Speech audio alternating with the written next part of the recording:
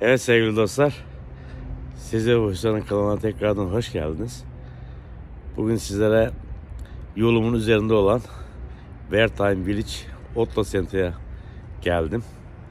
Hem çocukların yanına gidiyorum. Burada yaklaşık Frankfurt'a 100 kilometre civarında.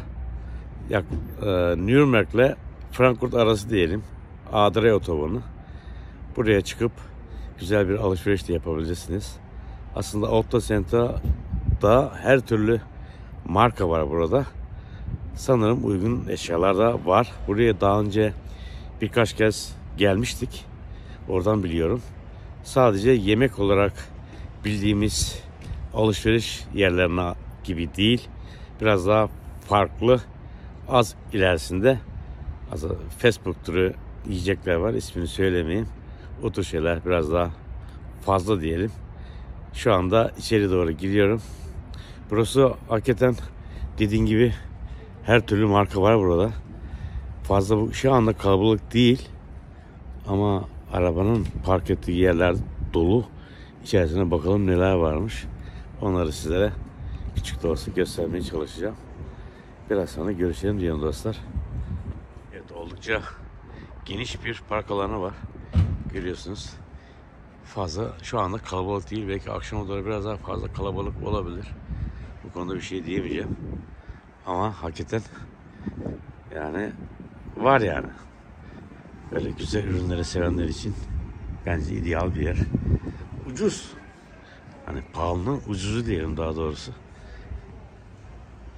Hakikaten birazcık da yağmur çiliğe belki de onun etkisi olabilir burada. O kadar da kimse gözükmüyor ortalıkta. İçeride benim bildiğim pizzeria var. Herkesin girip yiyebildiği. Onun dışında burada yok içeride. Sadece bu şekilde. Sizlere bilmiyorum hangi dükkana gireyim. Bakın karşımda Tots var. Lacoste var. Bok ne var arkadaşlar. Yani var da var. Penguenler de var. Bakın gördüğünüz gibi. Öyle.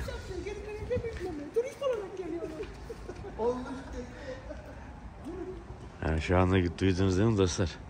Türk arkadaşlar geçiyor. Onlar da birbirlerine espri yapıyorlar. Artık ne gördülerse onu bilmiyorum. Öyle. İçeriye doğru gireceğim. Bir tanesine gireceğim. Ama dediğim gibi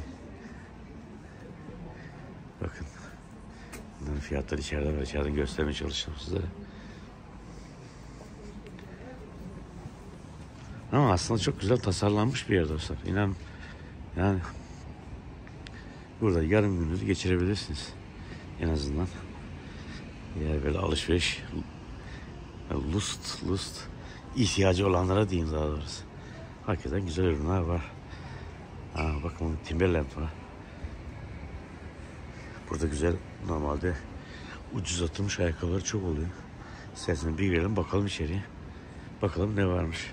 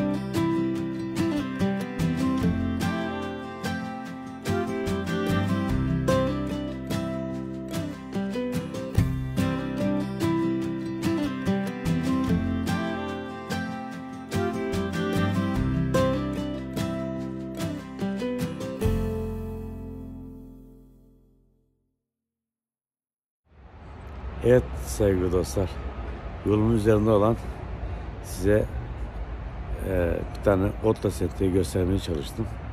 Umarım bu videomu beğenirsiniz. Çünkü Adray üzerinden Richtung, Frankfurt veya Nürnberg tarafı fark etmez. Her zaman durabileceğiniz, aslında biraz da ucuz olan markalı ürünlerin olduğu bir yerdeyiz. Sanırım bilmeyenler için bir ön şeyim olmuştur, faydam olmuştur diyelim. Sizlere şimdilik buradan veda ediyorum. Ben tekrar yoluma Frankfurt'a doğru devam edeceğim. Biraz sonra çocuklarımın yanında olacağım daha doğrusu. Dediğim gibi güzel bir yer bence. Sakin bir yer. Alışveriş sevenler için daha güzel bir yer. Öyle diyeyim. İnşallah beğenirsiniz. Beğenirsiniz. Abone olmayı unutmayın lütfen. Şimdiden tekrar görüşmek üzere. Sevgiler, saygılar. Her şey gönlünüzce olsun dostlar. Bay bay.